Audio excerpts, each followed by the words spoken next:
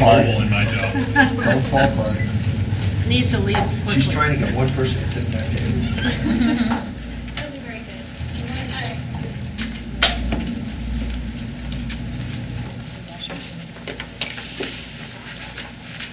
Okay, good morning, everybody. Thank you very much for coming today for our town hall meeting on healthy teen choices. Just to give you a little bit of a background, we were contacted by SAMHSA, Substance Abuse Mental Health Services of America, to conduct a town hall meeting to talk about healthy choices, specifically around underage drinking, but we're allowed to incorporate other things into it as well. So it all falls in the purview of what the Raymond Coalition Community does. So we contacted the school, and we worked with our principal, Mr. Lopes, and our vice principal, Mr. Hodgson. And Amy McLaughlin, also of JAG, was involved in a bit of it as well. And Steve Groton, he's involved from Driving Towards Zero. And we had some discussions on what this could look like, and we decided to do a survey to see when would be the optimal time to hold one of these events, and the date for a breakfast or a lunch and learn, or in the evening at nighttime. And the majority of people said the lunchtime was the best time to do it. So that's why we chose this time. But being cognizant that everyone's schedule is different, we're also taping it. So this will be on Channel 22 and on our website and on our YouTube account. So if you miss it, you're not here today, there are other ways of getting this information. So hopefully you all have some delicious lunch from Tuckaway Tavern. We thank them. And we're going to do introductions. Again, I have Steve Groton from Driving Towards Zero. Craig Wheeler is with us, he's our town manager. He's going to speak for a few minutes. And Officer Sue Broughton is going to have a piece also. And we're going to go over some of our YRBS results from Raymond High School in particular. With that, I would like to start with Craig Wheeler, if you'd like to say a few words. Sure. Thank you, Celeste. Stop kicking. I'm sorry. What I'd like to do in talking with Celeste and some folks from the coalition, it's pretty clear to me as town manager that this effort, although we are focusing today on healthy choices for our youth, but it goes to a much deeper and broader commitment on behalf of the SAU, the school, and the community. And I pulled together a few thoughts, and I'd just like to share them. And it's the notion of community school and community partnership. And what is that? And how does it work? And how can we make it better? And I'll help, from my mind, from my perspective as town manager, a community school and a community partnership is a place, and it's a set of partnerships connecting the school, the families, the students, and the surrounding community. And as we look around us here today, we have representatives from all four of those. So I would venture to say that we have that partnership. And that partnership is good. That partnership is one that we need to nurture. The second way of defining community schools and community partnerships is they extend the school day, the week, and they reach their students and their families and community residents in a unique way. The coalition has strived to do that. They expand the box. They think outside the box. There are activities before school, after school, and on weekends. So you have, not we, but you, the coalition, the SAU, have managed to extend that. Critically important. And the community school strategy strives to improve overall America's public schools. Not only here in Raymond, but you become an example. And as I listen to the results that I believe you're going to hear today,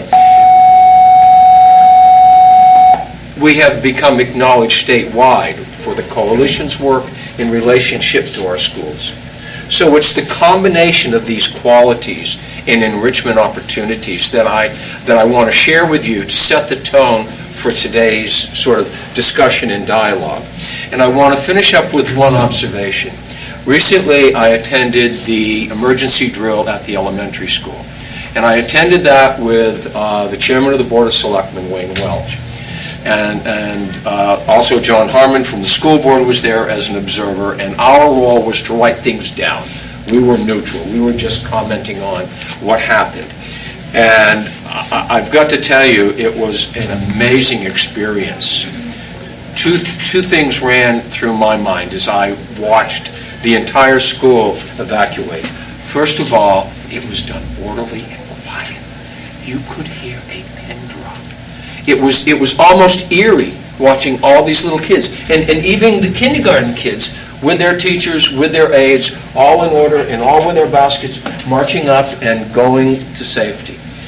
It gave you it was a bittersweet, recognizing the seriousness of the event as a drill, but also recognizing that this has become inherent in our educational practices and policy, and done very well. Wayne and I both went to the debriefing, and Officer Fraunton was there with others, and there was this general discussion. And I sat back from the table for a minute, and I looked around, and you had half a dozen police, you had school board, you had teachers, you had some parents, you had town administration, you had selectmen. I'm thinking, this is good. This is very positive. And it goes to help me understand the community school and the partnership. Raymond should be proud of that, the SAU should be proud of that, and the coalition should be proud of that. And at the end of the day, at this event, one of the things that became clear is that the protection of our children is a community issue. Whether it's a drill at the elementary school or whether it's the results of what you're going to hear today, it's a community issue of the health of our children.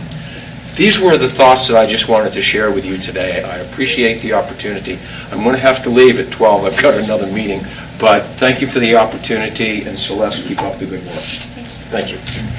When we say keep up the good work, it's really all of us working together. It's that whole safety net that you just talked about, Craig. That makes up the coalition. So we're very excited and proud to have all of you as part of it. That's a great segue, moving into the next step. When we think about what affects or influences healthy teen behavior, we think of an ecological model.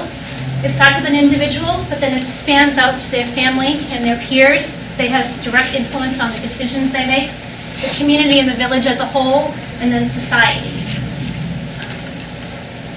So with that, the healthy choices that we'll be looking at today regard underage drinking, marijuana use, misuse of prescription drugs, and safety precautions such as seatbelts and helmets. If at any time anybody has a question, please feel free to ask. The information on these slides is directly from our Youth Risk Behavior Survey from 2013, taken by our students last spring. You can see 69% report that they never or rarely wear a safety helmet. That would be when they're driving their bikes or riding skateboards with such. 9% have never or rarely wear a seatbelt, which I don't think we're going to listen more to Steve at the end. He has a bit of a presentation. He can go in more into the statistics where Raymond ranks with those things. And 13% report never wearing a seatbelt in a car driven by someone else. So that would be a direct correlation for peer influence. You can see the difference when they're by themselves if they wear their seatbelt, or with their peers if they're making a good decision. Some more car and vehicle safety.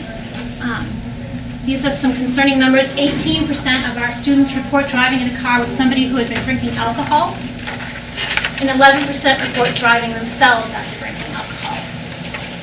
And we know, again, Steve will go into this a little bit more, 42% report texting or emailing while they're driving, which is a direct correlation between these subjects. Steve can comment While on that. that slide is up, you might say, well, where does that fall?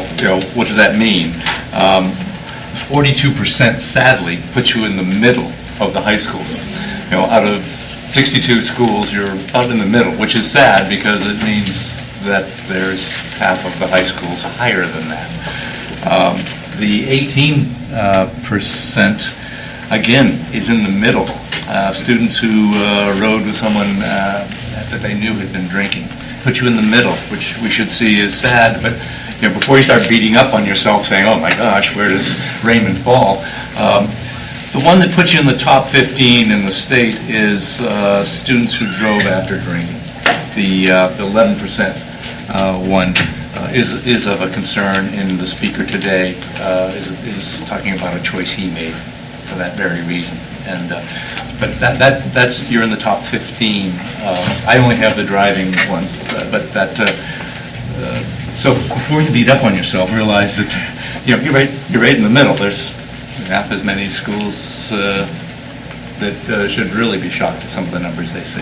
So, anyway. The good point of that is that we're sitting here having a conversation about it. We're not ignoring these numbers, we're not sweeping them under the rug. We're acknowledging that these numbers exist and we're trying to do something about it to make a difference. We always try to look at things. Oh, yeah. When we look at the prevalence of underage alcohol use, how many and who, there are some common misconceptions. If we look at this is past 30-day use for Raymond. For all the students reporting, I have a pointer on here, I'm told. 34% have reported drinking alcohol in the past 30 days. Of those, males are lower than females.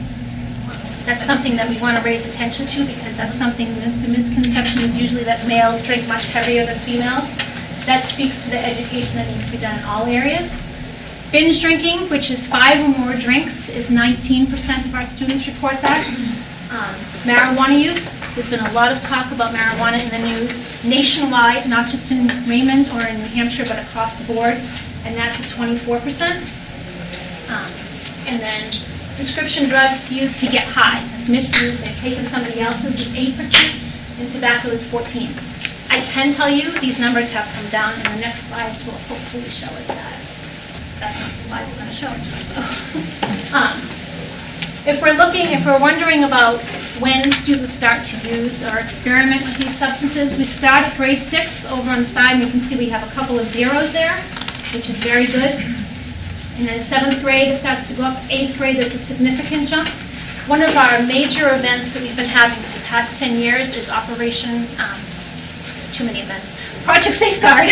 We take the entire 7th grade off campus and teach them about all risky behaviors. It's held at SST over in Exeter.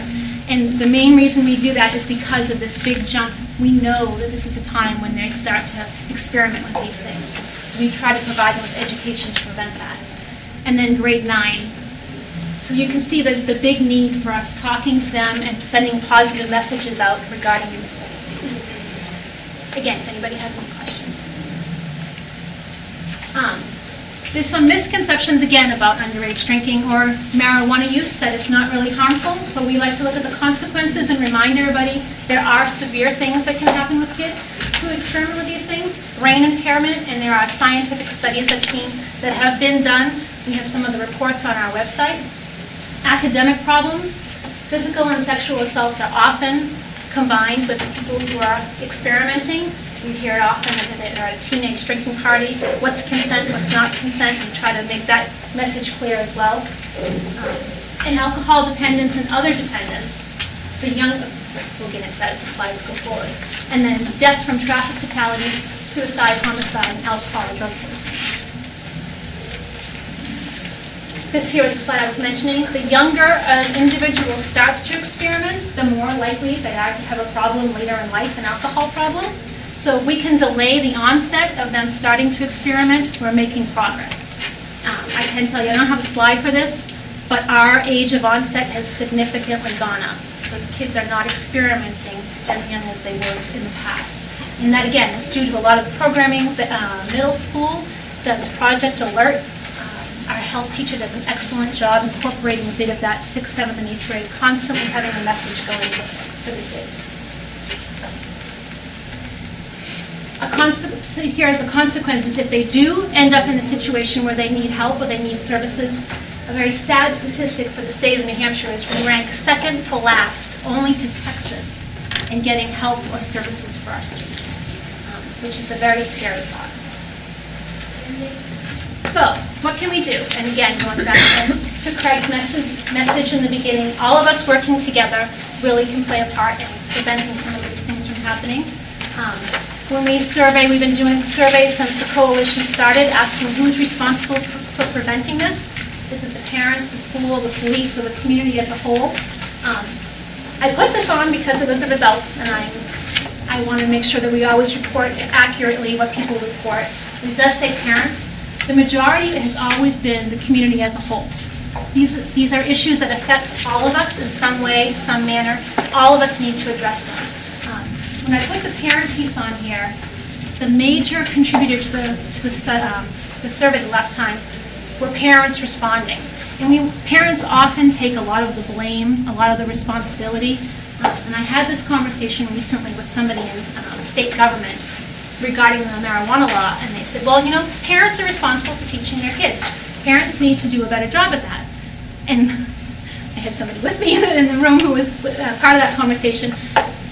Parents can only do so much. They're only in the home for so long. Then they leave and they go to school, they go out into the community, they're on the computer, they're getting messages everywhere. So when we say the community as a whole, we really need to look at that number and think all of us do own a piece of that. We can't blame just one person or one individual. But when we think about parents as the first layer of the ecological model, some of the things that you can do, talking to your kids, which can be very difficult.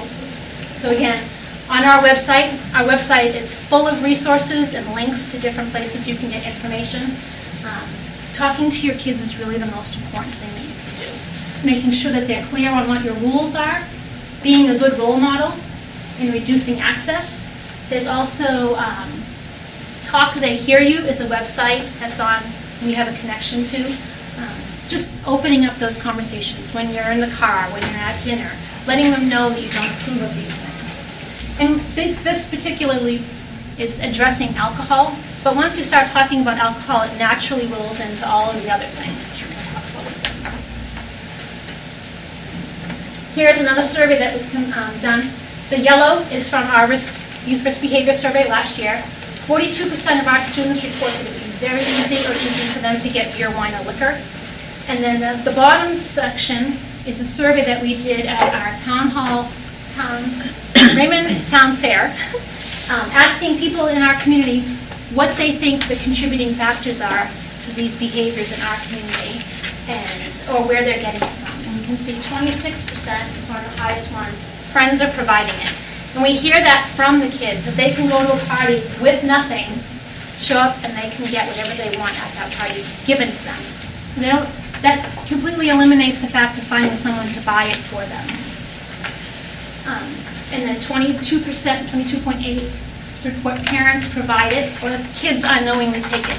When we talk about knowing how much alcohol is in your house, locking it up or putting it in a place where they can't get it is very important. And these are national statistics. Again, 36% report getting it from somebody older, not necessarily a relative. So when we talk about the ecological model, we started with the parents, we go over to the community and the village, and this is really where the coalition kicks in and all of our partners in the community kick in. And these are some of the programs that we've addressed. Tim, did you want me to talk about the code of conduct, or did you? Up to you. I can do that. I can do it. Yeah. The code of conduct is something that some of you might have heard about recently. It's a code that we have here at Raymond High School. The coalition was influential in getting it in probably 4 or 5 years ago, I think now. Probably 4. I think it was 4. I learned about it in Texas at a conference we went to. And the way the program is designed, it's addressing student athletes. Nationwide, that's how they address it. The students have to sign a code saying they're wearing our jerseys, they are representing our schools, they're our athletes, they're supposed to be our pride and our joy, and they're going out into the community. And if they have our uniforms on, or people are noticing them as Raymond students, do we really want them in a situation where they're drinking or engaging in other risky behavior that doesn't necessarily mirror what we want our town to represent? That's one aspect of it. The other aspect of it is there's a team effort going on, and if one individual is engaging in that behavior, hopefully the rest of the team will come to them and say, we have a code of conduct, what are you doing? You're messing up, you shouldn't be doing that. So they're empowering each other at the peer level to step up and support each other instead of engaging in that bad behavior. And the backup to that also is most teams want to win. They want to go to state champion, they want to do really well. So we provide the education that goes with the code of conduct. If they're doing these things and they're behaving this way, they're reducing their performance level. So we had a team at Raymond High School that got together and we adopted the code of conduct. When it was presented to the school board at the time, the school board said, why are we just protecting our athletes? That's not what Raymond does. We want to protect all of our students. So they stepped up and they made it for all extracurricular activities. So we were ahead of the state getting the code of conduct, and then we took it one step further and went ahead of the state, other school systems, saying we're going to protect all of our kids. That's the purpose of the code of conduct. That was a great thing that Raymond did, again, ahead of the line in the state. But there is some controversy over it, and we think the controversy comes from, I think everybody in the room could probably say, we sign our names not really reading what we sign nowadays. So if we're not very clear what the code is, and you're just signing off on it, some people may not realize the intent of the code. The code is there to protect our students, and where the difficulty comes in, it's 7 days a week, 24 hours a day, 365 days a year. Because if we're going to protect our students, we want to protect them all the time, not just when they're on the field or on the court, or when they're on the team for that section of time, but the whole year. This is supposed to be looked at as a protective factor and a good thing for them. And that's why we have that. Any questions? Yes?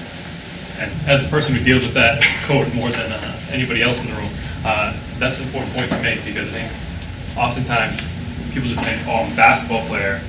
Once basketball season is done, I don't have to worry about it anymore. But in my job, if you're a basketball player and you get in trouble in May, that's going to impact your next basketball season. So that's something that we're constantly having a conversation with kids, and a constant dialogue between the coaches and their athletes, telling them to make good choices for 365 days a year, because it can impact your sport, even if you're not a current athlete or current. We have class officers. We expand this to any extracurricular in our school, but that's something that we've run into on a couple of occasions here this year. So. Thank you for bringing that up, because it raises the other point.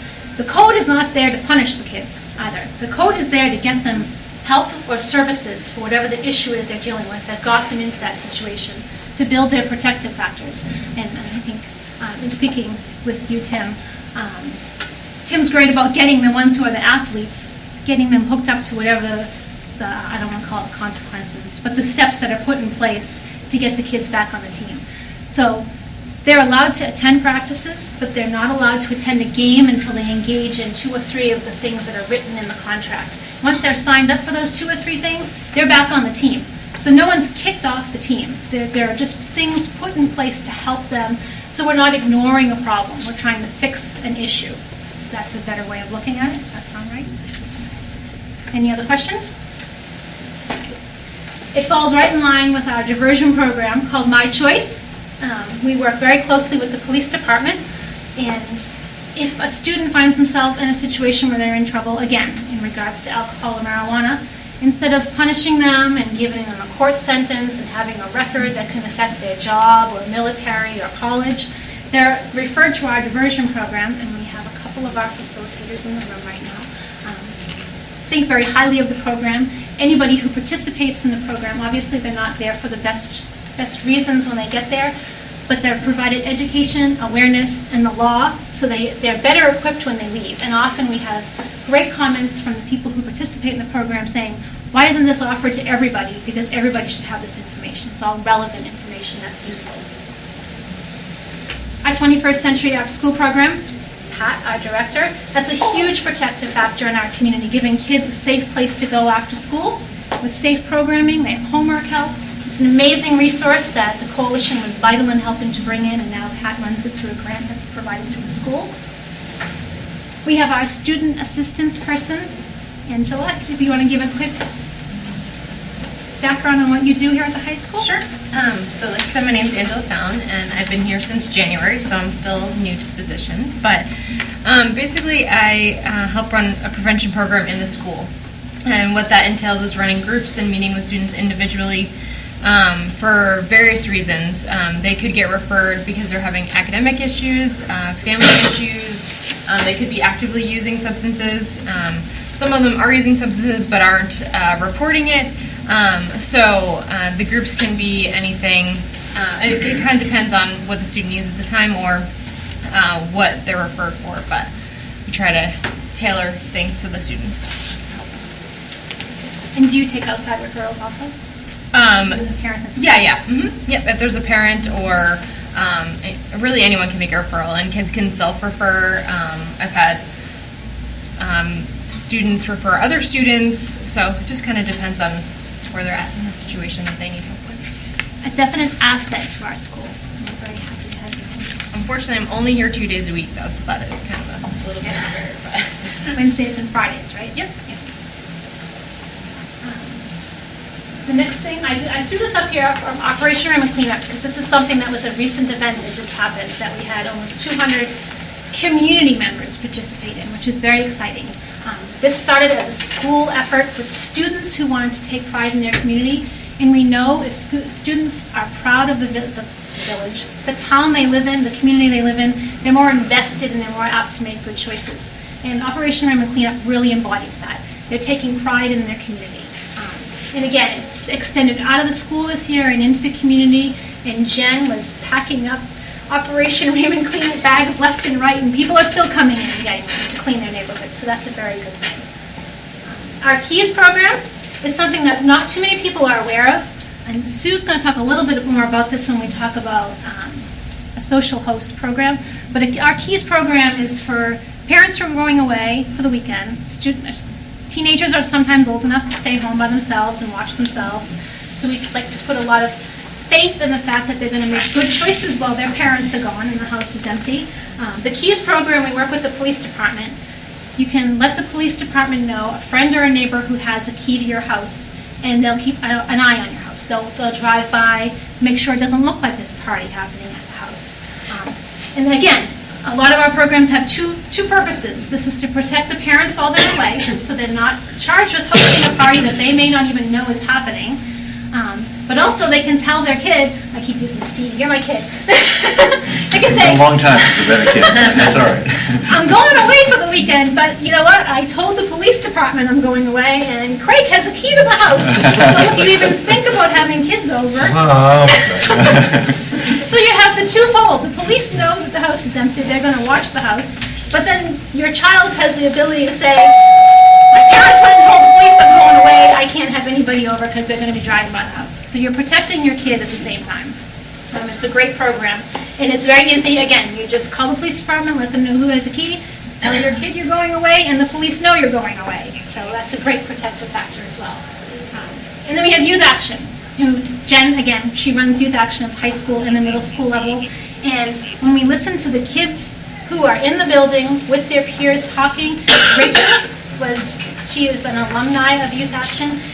They really care about their peers and wanting to make a difference and helping them and keeping them safe. So a lot of the work that they do is thinking about their peers and what they can do, what programs can be brought in. They do prom and graduation safety. Steve mentioned our speaker that's coming in at 12:30 today, and he's coming in to share his story with the student body, because kids don't want to be lectured about what not to do. Don't do this, don't do that, don't do this. But if we give them a story and we say, this is the decision they made and look what happened, think about your choices. So that's some of what the community in the village does. With that, we'll go to the society level, which is Officer Frotton. The society. Your society. You kind of have a PowerPoint in front of you. Some of the access and availability that's out there. I know with us, we do a lot of stop into the stores, talk to the people there, we're in and out. We try to tell our stores, don't put posters up on the windows so that when we drive by, we can see. The accessibility to the alcohol needs to be where they can see it. So if you look at your stores now, instead of it being back in a corner tucked in, it's all now moved out front where it can be watched. So that's one of the things that they're doing. We do checkpoints. Usually once a year we try to do a sobriety checkpoint, a compliance checkpoint. It's publicized, it's known about, we pick a road, and there's specific rules that are set up. Sergeant Spinney usually heads that up for us. After so many cars, a car is stopped. So we have a select number of cars that are going to go by, we'll stop them and we'll go through. You can't believe the people that will go through. We have big signs out, everything's there. So we try to do the enforcement that way. Our young guys are doing a lot of enforcement out there for DWI stops. You've got education. I start with our 5th graders right off the bat. We teach DARE. We go in, our thing is also to teach the child to make good choices. Dare's just not about drugs and alcohol, it's about making good choices. And I have fifth graders, and they look at me and I talk about the tobacco, I talk about the alcohol, and I say, you are going to be faced with this, because in our Dare book, there's little scenarios. And they look at me like, no, I'm not. I'm like, yes, you are going to reach an age that you are going to be approached, and they are going to ask you. And my goal is to give you some tools to use at a young age, so that when you're older, you'll be able to say, yeah, no, and think back to the Dare and give an excuse or a reason why. You know, I always tell families, go ahead and blame me. My children used to use me all the time. Well, my mom won't allow, or the worst is, my mom is a police officer. So, and it's not just mom, dad is too. So my kids would use the parents a lot. You've got your social host, as everybody knows. You've got the KEYS program. You've got the community. If you're going away, you don't want to let us know. Let's say, oh, I didn't let the police know, but I let my neighbor know. I'm going away, can you keep an eye on it? I can tell you I've got older kids, and I still ask my neighbor, can you just keep an eye on the house for me? And they're of legal age. So it's okay to tell a neighbor, can you just keep an eye on if you see something funny, can you go check it out? Or call the police department. Or you can sign up for the KEYS program, so that we can go out, we can check, because we're always out there, we're always patrolling. When you start working a specific shift, you start to realize what belongs and what doesn't. So when we start to see a gathering of cars, we are going to check on them. It's part of what we do. So that's one of the things. Understand, parents are not aware of this. If you buy alcohol or you host a party, you are looking at a $2,000 fine and a possible year of jail. And they try to say, well, what happens if I don't know? How come I'm getting charged? We're going to investigate it. Did you know? Did you not know? Maybe you were away for the night. Maybe you didn't know. But we have to determine and investigate whether you knew about it or you didn't. Somebody hosted the party, and if that person is over the age of 18, they can be charged with that hosting. So that's one thing we do. I'm always available talking about some of the prevention stuff. The kids are always coming up to me. They're always asking me questions. Being in the schools, that's one of the nice things. Kids are coming up and asking me, well, what happens with this? What happens with that? I get to go into the health classes. I get to discuss the laws with them. You know, they get a prepared list. They may give me an answer, and I let them know whether that's the correct answer or not. So that's some of the prevention that we do, and not only in the schools, but out in the community. I mean, I can't tell you how many adults or adults or students and teachers will come up and say, do you have a minute, can I ask you a question? So that's one of the nice things that we'll do is sit and talk with them. You've got, you know, your restricted sales of alcohol, that's public knowledge. I mean, You can't assume it's public knowledge. You in that job, in your job. At my job, I can. You know, if you're working in a store, they are trained to look at IDs. They have to make sure that that ID is valid. You know, for me, I can tell you there's two ways I can check whether that ID is valid or not. If you don't look of age, I think the sign is out now, if you look under 40, they're going to ID you. They're IDing everybody now. So that's required by their stores, the laws that you would ID everybody coming in.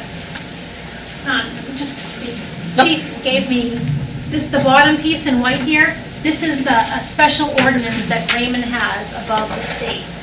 So it would pertain to anywhere on sidewalks, or so we're talking about restricted sales of alcohol at public events such as the town fair or parties somebody may have. No person shall consume any liquor, alcohol, beverage, or possess any open container, and that's the key word right there, the open container. And this includes highways, sidewalks, and the common would fall under other public venues, meaning our town common. So our town hall, our town fair should be a substance-free event. Open containers, just so we can clarify that. If you have a container up front that's been opened, unsealed, that's open container. Now, I've gone someplace, I need to bring the alcohol that I brought home with me. As long as it's covered and out of your reach, and we tell everybody put it as far away from you as possible. Because you go to the store, you buy a six-pack of beer, you buy a wine. Well, now I'm transporting my groceries home. The whole purpose, too, is to make sure the alcohol is as far away from you as possible. You don't want to be able to reach for it and open it. That's one of the things, well, it's behind my seat, but was it within your reach? So understand open container, transporting, you want to get it as far away from you as possible. Does anybody have any questions on any of these? No? Thank you, Sue. So why is this important? Why is prevention important? Why should we be having these conversations? Because the state of New Hampshire ranks #1 for past alcohol use for ages 12 to 20. It rates second highest in the United States for past marijuana use and third highest for binge drinking. So those are some pretty alarming figures when we think of our safe state of New Hampshire. This is a new campaign that's been just rolled out. I have brochures up there. It's pretty,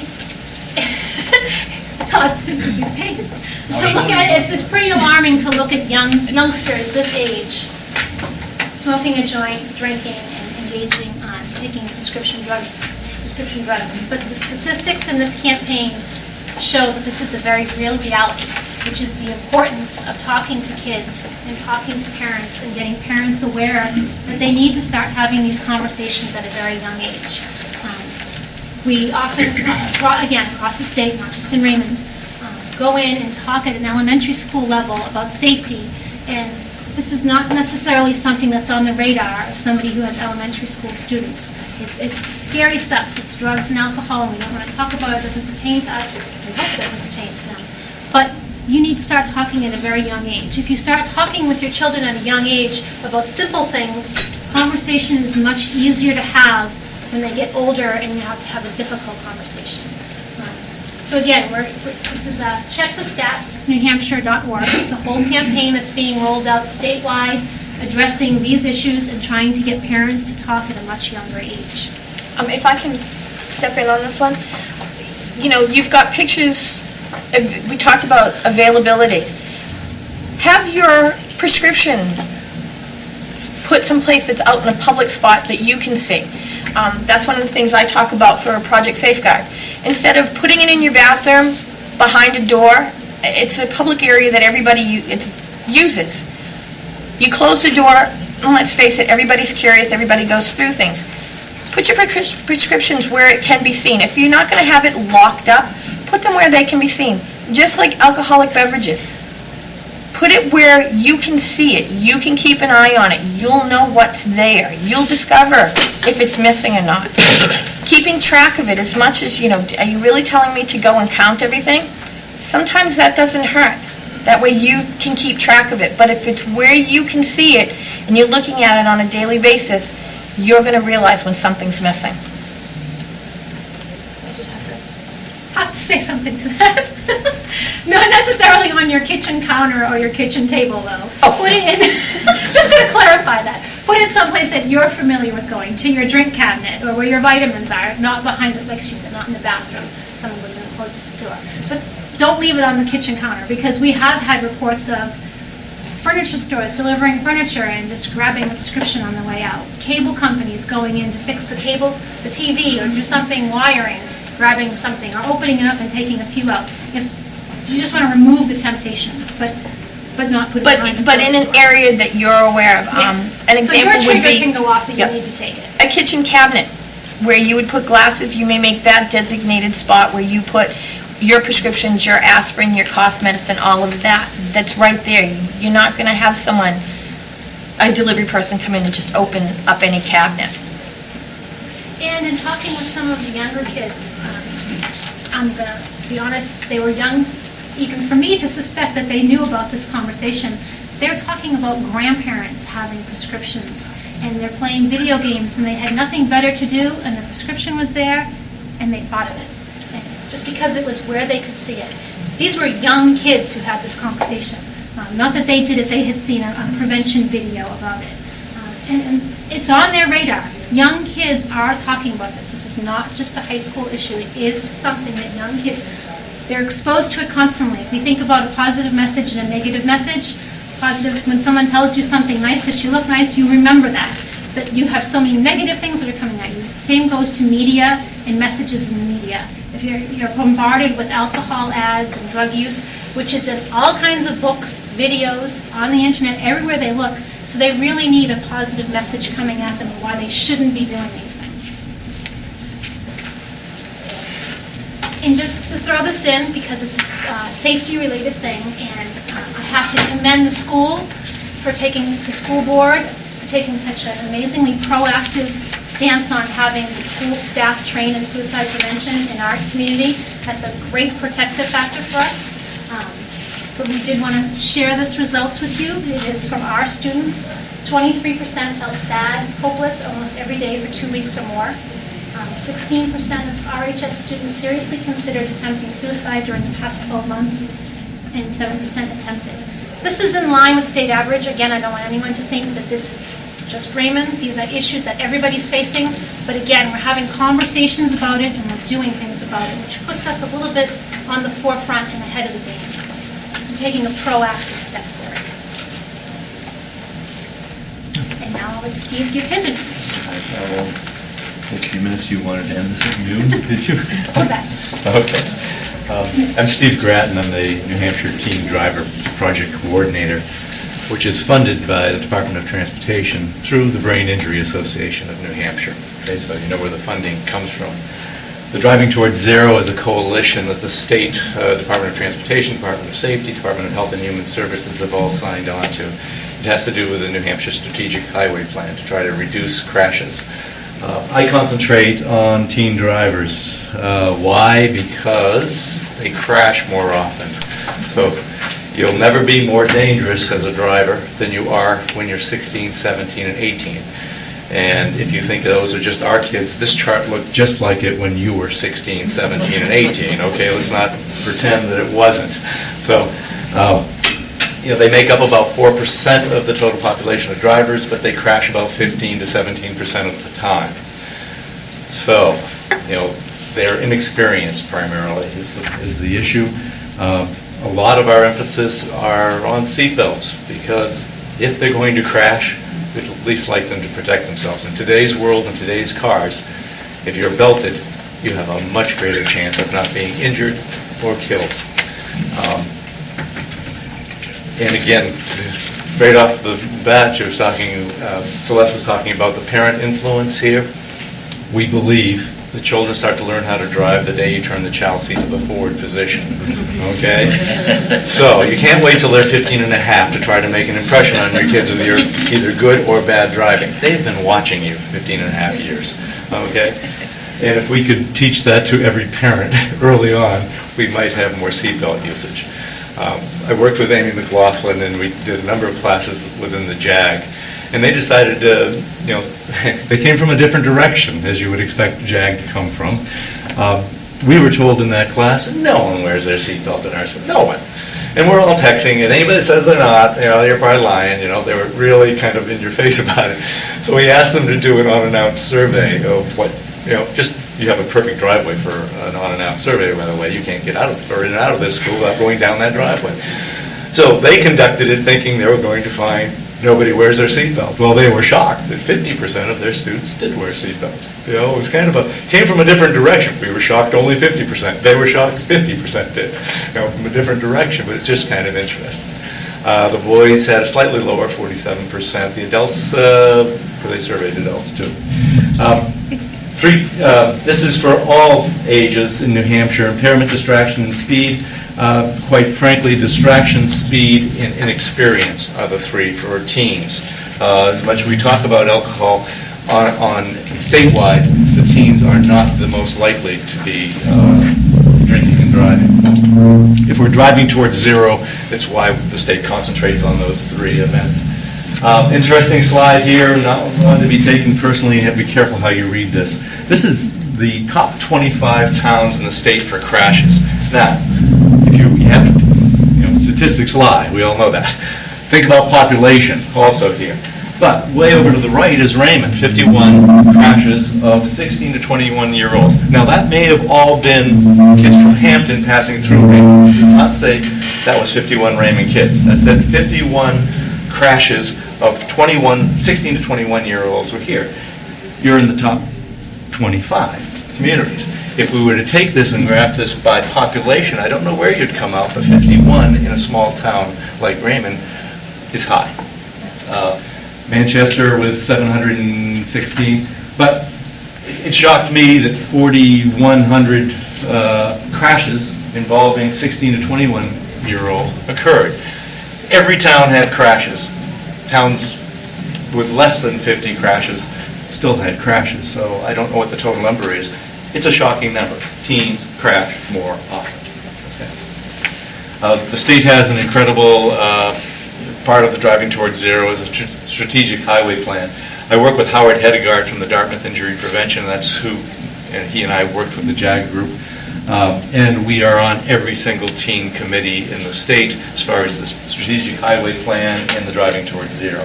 9 emphasis points that Commissioner Clement concentrates on, and that's how we're going to get Driving Towards Zero. The Driving Towards Zero injury and death is because if I were to ask any of you who in your family should die or be injured, you'd say nobody. So really the only way to go is zero, because no one's going to say, oh, well, I shouldn't say that, or ex-wives, ex-husbands, I don't know. Because we're trying to stop crashes. The outcomes are so preventable. This state leads, well, I just came back from Lifesavers in Nashville. There was a huge conference on highway safety at Nashville.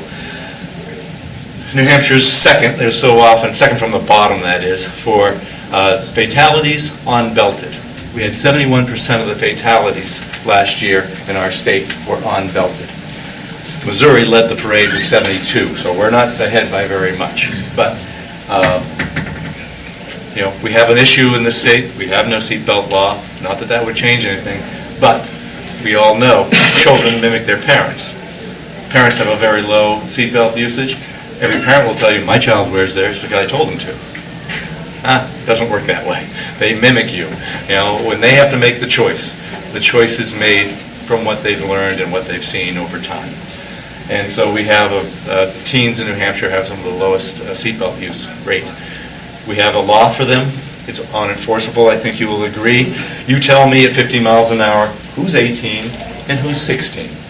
I mean, 12-year-olds look like they're 18, and 21-year-old boys look like they're 12.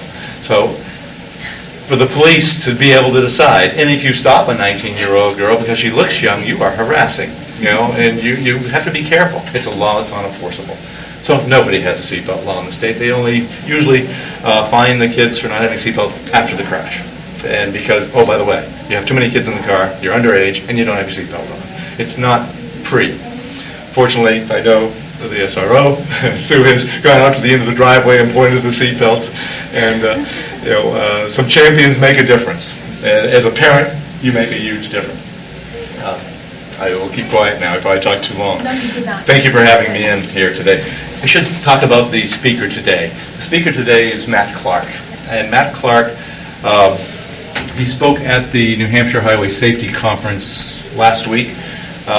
He's spoken at Franklin High School. After he speaks here, later next week he'll be speaking at Wyndham High School. He'll be speaking at Spalding High School. He made a bad choice. He drove while he was drunk with his best friend in the car. They ran into the side of the house, lost control after a party. People at the party had tried to stop them from leaving. They survived the crash into the side of the house, but they didn't realize they had broken the chimney down. The chimney collapsed as they were looking at each other going, whoa, that wasn't good. His friend was killed. He broke his neck. He was mortified. This was a friend from the first grade. They were inseparable guy friends. When he went to court, he was so remorseful. Do what you're going to do with me. He made a bad choice. He still is not over that. He went to prison for vehicular homicide, tried as an adult, spent a year in prison. He's just going to talk about a choice that changed his life. He's in college now. Part of his prison sentence, like so often, they take young people that can speak well, and he went to high schools and taught. And he felt nobody was listening. His frustration just went through the roof. When he got out of prison and had nothing to gain about doing high school speeches, he said, I'm going to try again and try to get inside their head. He happens to be a very talented musician, and so he's a rapper. And so he's going to show a video at the beginning of this speech of him rapping, which is quite professionally done, seeing that it is an amateur video. And then he stands up and speaks. The kids tend to listen because they admire musicians, they admire music producers. He's been going around a lot of Massachusetts and New Hampshire, and I hope he has an influence. He doesn't tell them don't do it more. His message is, one choice can really foul up your life, and let me tell you how it fouled up mine.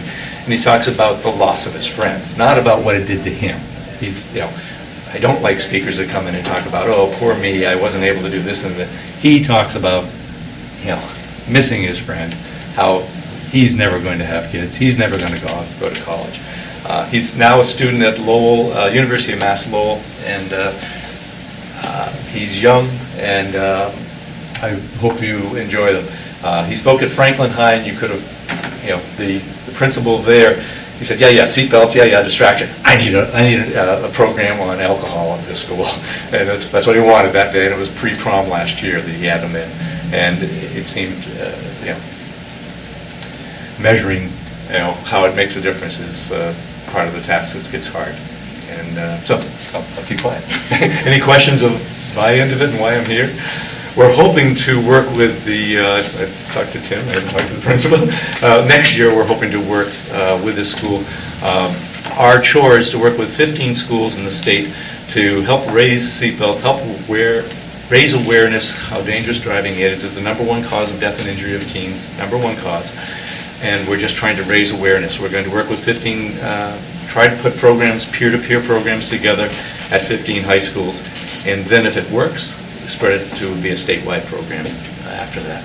And if the high school decides that they want to work with Dartmouth Brain Injury Association, DOT, we'd love to work here. So, thank you. Thank you, Steve. Does anyone have any questions pertaining to any of the information? Comment? Yes. My car doesn't start unless my kids put their seatbelts on. Plain and simple. Yeah. Now they know that when they're with grandma, if grandma doesn't put her seatbelt on, which she's old school and doesn't think she needs to wear hers, they'll get out of the car and then go with her. Yeah. It starts at a young age. Well, that's. It does start at a young age, but you have conflicting situations going on because the state law is 16, 17. You have a number of 18-year-olds in this school. Unfortunately, it's become a rite of passage. That's aware. I'm 18. I'll prove it by taking my seatbelt off. It scares us to death, and we work with trying to prevent the easily preventable. My daughter told me yesterday, Mom, 8 days. And I looked at her and I'm like, what? And we just had a conversation. She's, I'll be 15 and a half. I'm like, I don't care. I'm having a brand new car. But then I started thinking like, oh my gosh, I have to check this out. Like, what can she actually do at 15 and a half? Because she has me. I'm her chauffeur. She doesn't need to drive. And I have twins. So they're both going to be coming at me. And I was like, I need to check out what the rules and regulations are about 15 and a half-year-olds actually driving. I'm scared. Okay, yes. I have a question just about the surveys. How are they given? Are they given to like the middle school and high school and it's anonymous or? Completely anonymous. They're youth risk behavior surveys. They're done by the CDC, Center of Disease Control. You have to have a good partnership with your school, which we do, and we're very grateful to the school. But we emphasize the fact that there are kids from the community and they're just housed in the school. They're completely anonymous, and if they're kids fool around, some of them, we get it a lot here at the high school. Oh, you don't believe that. That's all fake. But we know our evaluators go through it if someone scribbled like Christmas trees, if you will, down the thing, or they make a design. Those are thrown away.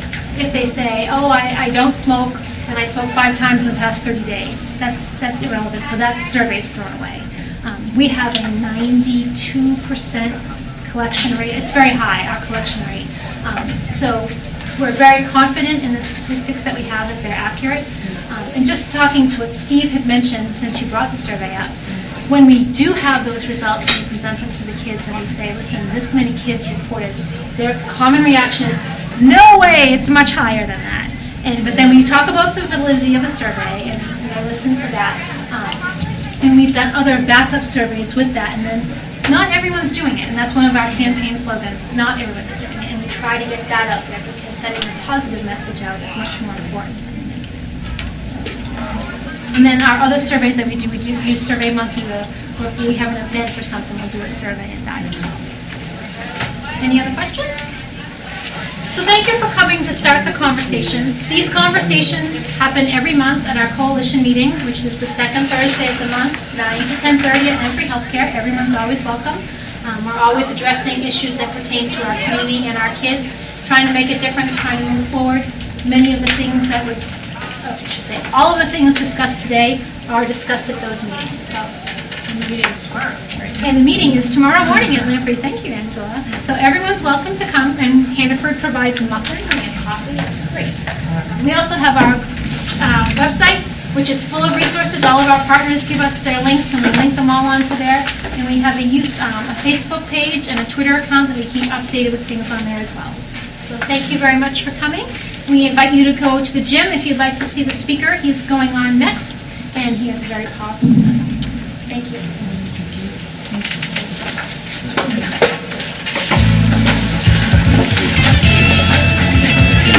That'd be nice. Can you pass